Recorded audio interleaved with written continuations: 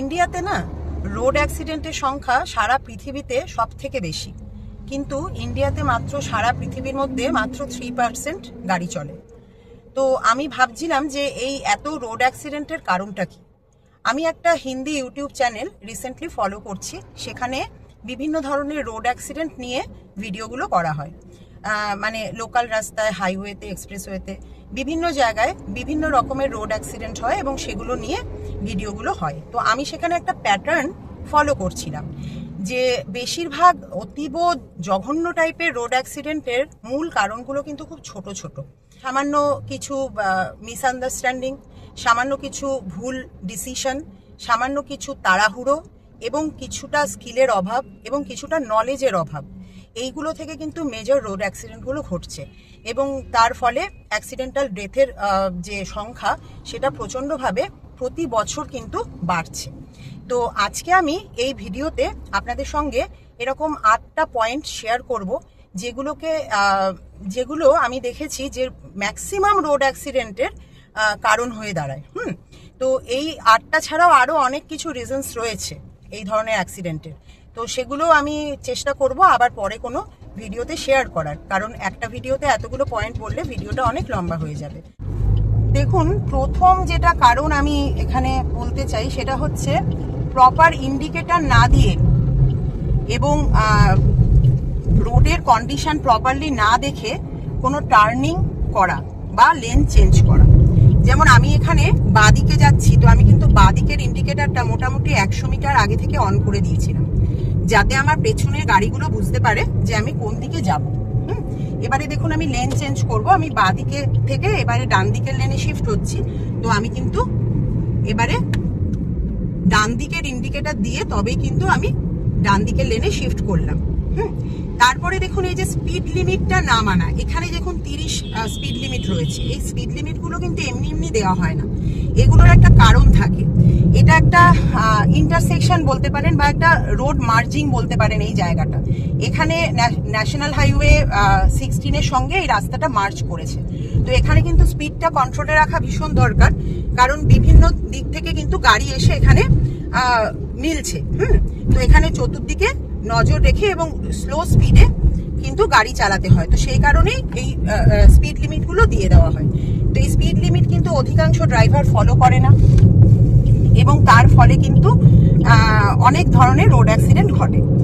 আচ্ছা, সেকেন্ডলি আমি যেটা বলবো সেটা হচ্ছে রাত্রেবেলা যখন ড্রাইভ করি আমরা, যেটা নিয়ম সেটা হচ্ছে লোকাল রাস্তায় যখন ড্রাইভ করব তখন আমাদের লো বিমে হেডলাইটটাকে রাখতে হবে রাতের বেলা। আর যখন আমরা হাইওয়েতে ড্রাইভ করব তখন কিন্তু আমাদেরকে রাখতে হবে হাই বিমে। তো এটা কিন্তু অনেকেই মেনটেন করেন না, লোকাল রাস্তাতেও হাই বিমে গাড়ি চালান। তো হাই বিমে গাড়ি চালালে ড্রাইভার হয়তো ভাবছেন যে আমার খুব সুবিধে হচ্ছে, হাই বিমে আমি গাড়ি চালাচ্ছি, আমি দেখতে পাচ্ছি সবকিছু, কিন্তু আদৌ কিন্তু সেটা হচ্ছে না। লোকাল রাস্তায় যেটা আমাদেরকে করতে হয় সেটা হচ্ছে যে আমাদের সামনে আমাদের দৃষ্টিটা রাখতে হয়, আর হাইওয়েতে রাখতে হয় দূরে। তো সেই কারণে লোকাল রাস্তায় যেহেতু স্পিড কম থাকে এবং অনেক বেশি গাড়ি থাকে, সেখানে কিন্তু লো বিমে চালাতে হয়। আরেকটা কারণ হচ্ছে যদি 2-ওয়ে রাস্তা হয়, মানে ওদিক থেকেও গাড়ি আসছে এদিক থেকেও যাচ্ছে, সেক্ষেত্রে আপনি যদি হাই বিমে গাড়ি চালান তাহলে আপনার উল্টো দিকের যে ড্রাইভার তাকে কিন্তু আপনি ব্লাইন্ড করে দিচ্ছেন এবং তাকে অ্যাক্সিডেন্ট করতে বাধ্য করছেন। তিনি কিন্তু আচ্ছা, এবারে যেমন ধরুন আমি বাঁদিকের রাস্তাটায় ঢুকবো, আমি আগে থেকেই ইন্ডিকেটর দিয়েছি, স্পিড কম করে নিয়েছি, গিয়ার ডাউন করে নিলাম। এইবারে কিন্তু চতুর্দিক আমি অবজার্ভ করে তারপরে বাঁদিকের রাস্তাটায় ঢুকলাম। এইগুলো কিন্তু অধিকাংশ ড্রাইভার আমি দেখি যে ফলো করেন না। তো এইগুলো ফলো না করার কারণেও কিন্তু ভীষণভাবে অনেক রকমের অ্যাক্সিডেন্ট হয়। এবারে দেখুন, যেটা নেক্সট আমি বলবো সেটা হচ্ছে কোথাও টার্ন নেওয়ার সময় স্পিড কম করা। এটা কিন্তু ভীষণ ক্রুশিয়াল। অনেকে কিন্তু টার্ন নিচ্ছেন ওই একই স্পিডে, মানে যে স্পিডে চলছেন, ধরুন 50 স্পিডে চলছেন, একটা কোথাও টার্ন নেবেন, ওই স্পিডেই চলে যাচ্ছেন। এইটা কিন্তু একেবারেই করা উচিত নয়। টার্ন নেওয়ার সময় কিন্তু আমাদের স্পিড অবশ্যই কম করতে হবে। যেমন আমি এখানে এই রাস্তাটা যখন ঢুকলাম, আমার ওখানে স্পিড ছিল 60 মতন, 60-এর একটু বেশি। তো আমি কিন্তু মোটামুটি 25 করে নিলাম স্পিডটাকে এই রাস্তাটায় ঢোকার আগে। তো যত আপনার স্পিড কম থাকবে তত গাড়ির ওপরে আপনার কন্ট্রোল বেশি থাকবে। এটা মনে রাখবেন। নেক্সট যেটা বলছি সেটা হচ্ছে miss use of Hazard light. দেখুন, হ্যাজার্ড লাইটটা আমাদের গাড়িতে দেয়া থাকে কিসের জন্য না, এখানে একটা গাড়ি দাঁড়িয়ে পড়েছে একদম রাস্তার মাঝখানেই। দেখুন, এটাও কিন্তু একটা ভুল, যেটা আমি আপনাদেরকে হয়তো বলতামই, মানে হয়তো না, এটা আমার পয়েন্টের মধ্যেও ছিল, যে এই যে রাস্তায় উনি দাঁড়িয়েছেন, এই ড্রাইভার যেখানে সেখানে দাঁড়িয়ে পড়ছেন, মানে রাস্তার মাঝখানে দাঁড়িয়ে পড়ছেন, অন্য ড্রাইভারদের অসুবিধে করছেন। এবং এখানে একটা কিন্তু অ্যাক্সিডেন্ট, এটা যদি ধরুন একটা, এখানে কোনো গাড়ি হাই স্পিডে চলছে না, সেটা একটা কারণ, কিন্তু যদি এখানে সব গাড়ি হাই স্পিডে চলতো তাহলে একটা অ্যাক্সিডেন্টের রিজন হয়ে যেতেন উনি। ধরুন ওনার পেছনে অনেকগুলো গাড়ি আসছে, তো উনি এরকম মাঝ রাস্তায় দাঁড়িয়ে পড়েছেন, তার ফলে কি হতে পারবে, পেছনের গাড়িগুলো সাডেন ব্রেকিং করতে হবে, এবং হতেই পারে যে একটা গাড়ির সঙ্গে আরেকটা গাড়ি পেছনে এসে একটা রিয়ার এন্ড কলিশন হয়ে গেল। তো এইটাও একটা ভুল। নেক্সট আমি যেটা বলতে যাচ্ছিলাম সেটা হচ্ছে হ্যাজার্ড লাইটের মিস ইউজ করা। আমি অনেককেই দেখেছি, অনেক ড্রাইভারকে, রাতে হোক বা দিনে, বৃষ্টি পড়ছে বা ধরুন একটু কুয়াশা আছে, সেখানে হ্যাজার্ড লাইটটা অন করে তারা গাড়ি চালাচ্ছেন। এটার রিজনটা আমি ঠিক বুঝতে পারি না, মানে হ্যাজার্ড লাইট কেন অন করতে হয়? হ্যাজার্ড লাইট অন করার কিন্তু একটা কারণ থাকে। হ্যাজার্ড লাইট অন করতে হয় তখনই যখন আমার গাড়িতে বা আমার কোনো প্রবলেম হয়েছে, মানে ধরুন আমার গাড়ির কোনো প্রবলেম হয়েছে, আমি আমার গাড়িকে চালাতে অসুবিধে ফিল করছি, ধরুন আমার ব্রেক ফেলিওর হয়েছে, কিংবা ধরুন আমার কোনো এমন কিছু এমার্জেন্সি কারণ উপস্থিত হয়েছে যেখানে আমাকে গাড়িটা থামাতে হবে বা স্লো করতে হবে, সেক্ষেত্রে আমি হ্যাজার্ড লাইটটা অন করব। কিন্তু এই যে হ্যাজার্ড লাইট যখন তখন, যেমন এখানে আমি দাঁড়িয়েছি, এখানে আমি হ্যাজার্ড লাইটটা অন করে দেব যাতে করে আমি, মানে আমার অন্যান্য পেছন থেকে আসা ড্রাইভাররা বুঝতে পারে যে এই গাড়িটা এখানে দাঁড়িয়ে আছে। কারণ অনেক সময় না হাই স্পিডে যাওয়ার সময় একটা সামনের একটা গাড়ি দাঁড়িয়ে আছে না চলছে সেটা কিন্তু বোঝা যায় না, এই হ্যাজার্ড লাইটটা অন থাকলে সেটা বোঝা যায়। এবার আপনি যদি বিনা কারণে হ্যাজার্ড লাইট ইউজ করেন তাহলে কি হবে? ধরুন আপনি বৃষ্টির জন্য হ্যাজার্ড লাইটটাকে অন করে দিলেন, কোনো কারণ নেই অন করার, আপনি অন করে দিলেন, এতে কিন্তু ভিজিবিলিটিও বাড়ে না, কিছুই হয় না, বরঞ্চ বৃষ্টির সময় ধরুন মুষলধারে বৃষ্টি হচ্ছে, আপনি কি করতে পারেন, পার্কিং লাইটটা অন করবেন। দিনের বেলা হলে পার্কিং লাইটটা অন করলে কি হবে, আপনার সামনে একটা ডিম লাইট জ্বলবে এবং পেছনের টেল লাইট গুলোও জ্বলবে। এই লাল লাইটের কিন্তু মানে সব থেকে বেশি দূর থেকে লাল লাইটকে দেখা যায়, তো পেছনে লাল লাইটটা জ্বললে বরঞ্চ আপনার গাড়ি ভিজিবল থাকবে অন্যান্য ড্রাইভারদের চোখে দেন হ্যাজার্ড লাইট। আর হ্যাজার্ড লাইট জ্বালালে আরেকটা কি অসুবিধা হবে, সেটা হচ্ছে আপনি ধরুন কোথাও এবার যাবেন, আপনার হ্যাজার্ড লাইট জ্বলছে, আপনি ধরুন কোথাও যাবেন, মানে ডান দিকে বা বাদিকে আপনি যাবেন, টার্ন নেবেন, তো আপনি তো সেই সময় ইন্ডিকেটর ইউজ করতে পারছেন না, তাই তো? অর্থাৎ কি এখানেও একটা অ্যাক্সিডেন্টের চান্স আপনার রয়ে যাচ্ছে। হ্যাজার্ড লাইট ভুলভাল ইউজ করবেন না। হ্যাজার্ড লাইটের যেটা প্রপার ইউজ, অর্থাৎ কোথাও যখন আপনি দাঁড়াবেন, যেখানে দাঁড়াবার কথা নয়, আপনি 2-1 মিনিটের জন্য হয়তো দাঁড়িয়েছেন কোনো এমার্জেন্সি সিচুয়েশনে, সেখানে আপনি হ্যাজার্ড লাইট ইউজ করতে পারেন। বা আপনার গাড়িতে কিছু মানে কিছু ফল্ট হয়েছে, যে কারণে আপনাকে গাড়ি স্লো করতে হচ্ছে এবং দাঁড় করাতে হবে, এই অবস্থায় আপনি কিন্তু হ্যাজার্ড লাইট জ্বালাতে পারেন। আদারওয়াইজ কুয়াশা বা বৃষ্টিতে কিন্তু হ্যাজার্ড লাইট জ্বালিয়ে গাড়ি চালাবার কথা নয়। হ্যাজার্ড লাইট এইসব কন্ডিশনে কখনোই জ্বালাবেন না। এবার দেখুন, নেক্সট যে পয়েন্টটা আমি বলবো সেটা হচ্ছে সাডেন ব্রেকিং। মানে আপনি যাচ্ছেন, ধরুন কোনো মানে হাইওয়ে দিয়ে যাচ্ছেন, বিশেষ করে হাইওয়েতে এই মিস্টেকটা খুব ফ্যাটাল হয়ে যায়।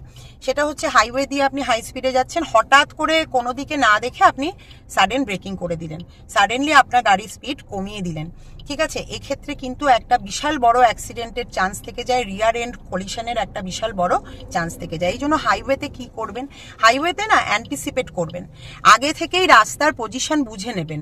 আমি অনেক ড্রাইভারকে দেখেছি, রাস্তায় হয়তো মানে দেখা যাচ্ছে যে 500 মিটার দূরে গিয়ে একটা মানে অনেকগুলো গাড়ি রয়েছে, একটা ট্রাফিক কনজেশন টাইপের তৈরি হয়ে রয়েছে, তো সেখানে আমাকে গিয়ে তো স্লো করতেই হবে। তো আমি কেন একটু আগে থেকেই আমি ডিঅ্যাক্সিলারেট করব, আমি হালকা হালকা করে ব্রেক ইউজ করব, এইভাবে স্লো হতে হতেই আমি সেই জায়গাটায় পৌঁছই। তারপরে যদি আমার যেতে যেতে সেই জায়গাটা ক্লিয়ার হয়ে যায়, তখন আমি আবার স্পিড বাড়িয়ে বেরিয়ে যেতেই তো পারবো। কিন্তু ওখানে গিয়ে একদম বেশিরভাগ ড্রাইভারের আমি যেটা টেন্ডেন্সি দেখেছি, একদম ওখানে গিয়ে লাস্টের যে গাড়িটা রয়েছে তার পেছনে গিয়ে সাডেন ব্রেকিং করছেন। এটা হলে কি অসুবিধে হয়, আপনার পেছনে এক্স্যাক্টলি আপনার পেছনে যে ড্রাইভার রয়েছেন বা কোনো ধরুন টু হুইলার রয়েছে, এবারে সেই টু হুইলার বা সেই গাড়িটা তো বুঝতে পারছে না যে আপনার সামনে কি রয়েছে, সেটা তো আপনি দেখতে পাচ্ছেন। উনি দেখছেন আপনার স্পিড, উনি আপনার স্পিডকে ফলো করছেন। এবার আপনি দেখতে পেয়েছেন যে ওখানে আমাকে থামতে হবে, আপনি গিয়ে সাডেন ব্রেকিং করলেন, কিন্তু উনি তো তার জন্য প্রিপেয়ার্ড নন। উনি জানেন আপনি অত স্পিডে রয়েছেন মানে আপনি বেরিয়ে যাবেন। তো এক্ষেত্রে তো রিয়ার এন্ড কলিশনের একটা মানে একদম অবশ্যম্ভাবী একটা চান্স রয়ে যাচ্ছে। তো সাডেন ব্রেকিং করবেন না। আগে থেকেই যদি দেখেন এরকম কন্ডিশন রয়েছে সামনে যে আমাকে স্লো করতে হবে বা আমাকে দাঁড়িয়ে পড়তে হবে, ট্রাফিক সিগন্যাল দেখা যাচ্ছে দূর থেকে যে রেড হয়ে আছে, আপনি আগে থেকেই স্পিড কমান, যাতে আপনার পেছনের গাড়িরাও বুঝতে পারে যে এবারে আমাকে স্পিড কমাতে হবে। ঠিক আছে, এটা গেল একটা প্রবলেম, এটার জন্য হয়। আরেকটা কি, বেশিরভাগ নতুন ড্রাইভাররা, হ্যাঁ, রোড, এটা নতুন ড্রাইভার কেন, আমি তো বলবো অনেক এক্সপিরিয়েন্স ড্রাইভাররাও রোড সাইন্স সিগন্যালস এইগুলোর কোনো মানেই বোঝেন না। মানে এগুলো দেখেনই না, হয়তো মানে বোঝেন কিন্তু গ্রাহ্য করেন না, বা হয়তো মানেই বোঝেন না, যে কারণে দেখার প্রয়োজনই বোধ করেন না। দেখুন এই যে স্ক্রিনে এখন আপনারা যে এটা দেখতে পাচ্ছেন, সাইনটা দেখতে পাচ্ছেন, এটা হচ্ছে ইন্টারসেকশন বা ক্রসিং এর সাইন।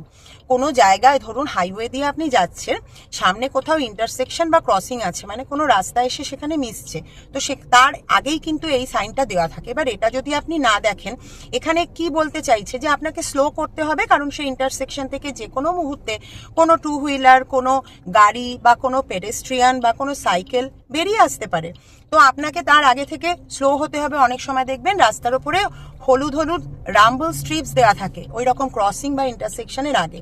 তো এই রোড সাইন্সগুলো আপনাকে ফলো করতে হবে, এই রোড সাইনগুলো। তারপরে এই দেখুন, এই যে সাইনটা আপনারা দেখছেন, এটা হচ্ছে কাটিং, মানে কোনো রাস্তা থেকে কোনো রাস্তা বেরিয়েছে। এটা সাধারণত গ্রামের রাস্তায় দেখা যায়।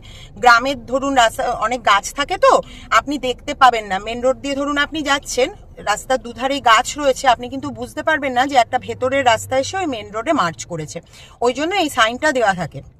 হ্যাঁ, এবার এটা যদি আপনি মানে না জানেন, এবার এখান দিয়ে আপনি যদি হাই স্পিডে ক্রস করেন, হতেই পারে ওই গ্রামের ভেতরের রাস্তা থেকে কেউ একজন চলে এলো, কোনো সাইকেল, পেডেস্ট্রিয়ান বা কোনো টু হুইলার, তো এখানে একটা অ্যাক্সিডেন্টের চান্স থেকে যাবে।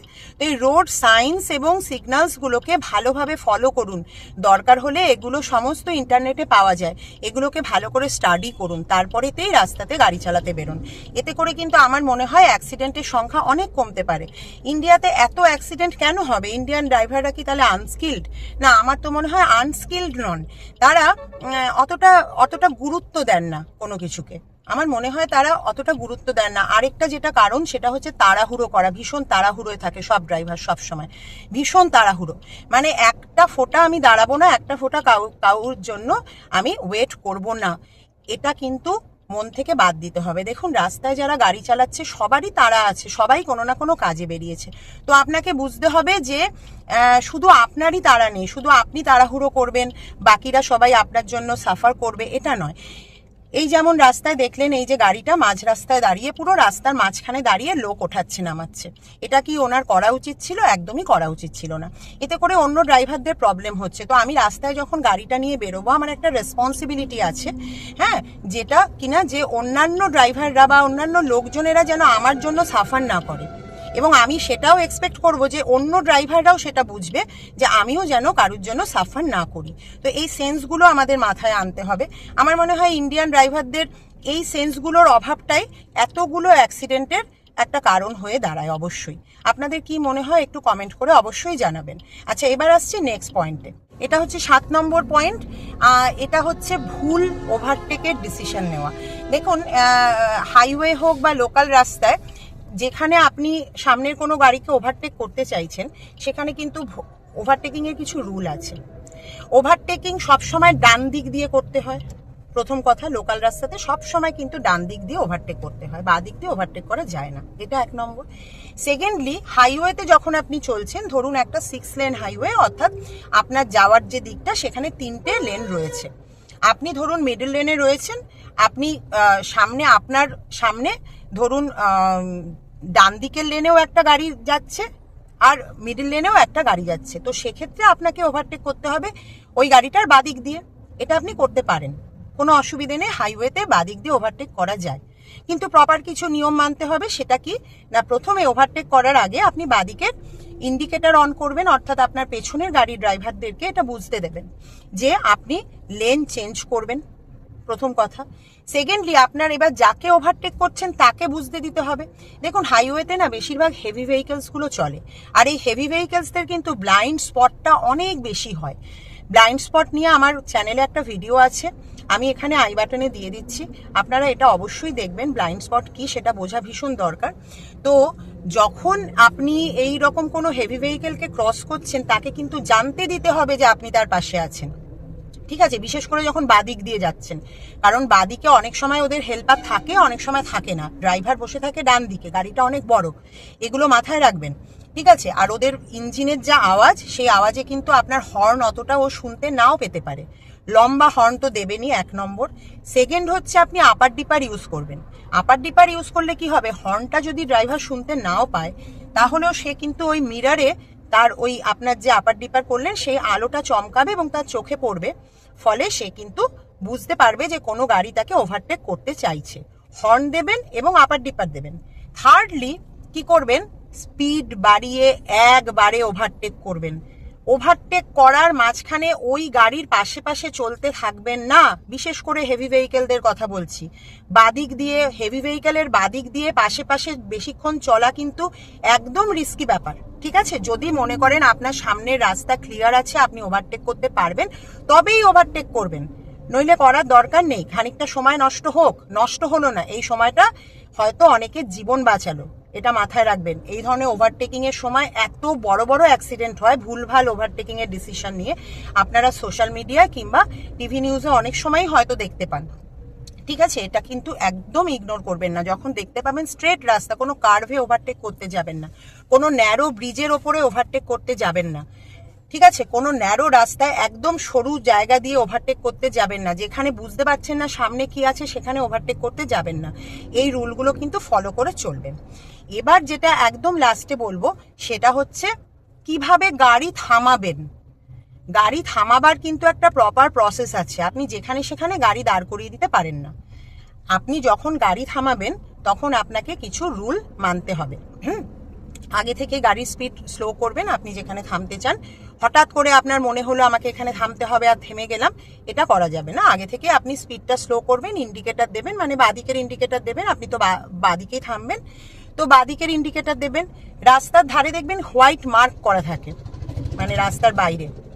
ধরুন এটা যেমন একটা 2 লেন ওয়ে, এখানে একটা রাস্তার ধারে বাদিকে হোয়াইট মার্ক করা থাকে। যতটা পারবেন ওই হোয়াইট মার্কের ভেতরে আপনার গাড়িকে রাখার চেষ্টা করবেন, 1 নম্বর। 2 নম্বর হচ্ছে এমন কোনো জায়গায় গাড়ি পার্ক করবেন না যেখানে কার্ভ রয়েছে, কার্ভের মুখে গাড়ি পার্ক করবেন না। কোনো টার্ন রয়েছে, সেই টার্নিং ক্রস করেই সেখানে গাড়ি পার্ক করবেন না, ঠিক আছে? গাড়ি যখন পার্ক করবেন হ্যাজার্ড লাইট অন করবেন, হোয়াইট লাইনের একদম বাদিকে নিয়ে গিয়ে গাড়ি পার্ক করবেন। আর আরেকটা জিনিস মাথায় রাখবেন, যখন হাইওয়ে দিয়ে যাচ্ছেন, কোনো ফ্লাইওভারের ওপরে পার্ক করবেন না, ফ্লাইওভারের নিচে বা ফ্লাইওভার থেকে নেমেই পার্ক করবেন না, কোনো ন্যারো ব্রিজের ওপরে পার্ক করবেন না। হাইওয়ে অনেক সময় দেখবেন হয়তো 3 লেনই আছে কিন্তু সরু হয়ে গেছে অনেকটা, কোনো কোনো জায়গায় অনেকটা চওড়া রয়েছে কিন্তু কোনো কোনো জায়গায় একটু সরু হয়ে গেছে, সেই সরু জায়গাগুলোতে কিন্তু গাড়ি পার্ক করবেন না, ঠিক আছে? এগুলো মাথায় রাখবেন, সেফলি গাড়ি চালাবেন। আর এই যে আমাদের এত অ্যাক্সিডেন্ট ঘটে, তার কারণ কিন্তু খুব একটা বড় সড়ো কিছু যে কারণে অ্যাক্সিডেন্টগুলো হয় তা না, ছোটোখাটো কারণ, কিছু ছোটোখাটো ভুল বোঝাবুঝি, ছোটোখাটো মিস্টেক, কিছু কিছু মানে স্কিলের অভাব, এবং কিছু কিছু অজানা জিনিস যেগুলো হয়তো আমরা জানি না যে এটা করতে হবে। তো আমি চেষ্টা করলাম এরকম কিছু জিনিস আপনাদের সঙ্গে শেয়ার করতে, কিছু ব্যাপার। আরও কিছু ব্যাপার নিয়ে আমি পরে আরেকটা ভিডিও করব। তো ভিডিওটা যদি আপনাদের কাছে ইনফরমেটিভ লাগে, যদি মনে হয় এটা কোনো কাজে লাগলো, তাহলে অবশ্যই একটা লাইক করবেন, শেয়ার করবেন, চ্যানেলটাকে সাবস্ক্রাইব করবেন। আবার দেখা হবে আপনাদের সঙ্গে নেক্সট ভিডিওতে। ততক্ষণের জন্য টাটা।